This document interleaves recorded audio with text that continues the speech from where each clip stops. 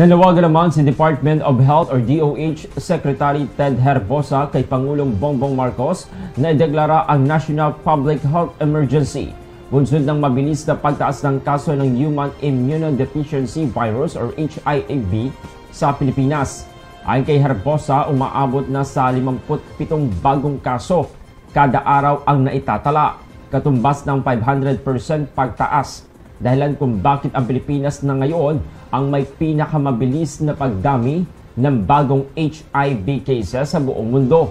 Dagdag pa ng kilihim, bagamat may mga inisyatibong ipinatutupad ang DOH, kailangan ng mas matinding tugon ng gobyerno.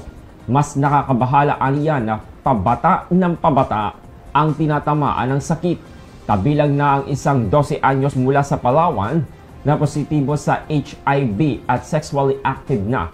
Bagaman patuloy ang pagtaas ng kaso, nilinaw ng kalihim na hindi na dapat katakutan ang HIV basta't maagap itong natutukoy at nagagamot gamit ang antiretroviral therapy.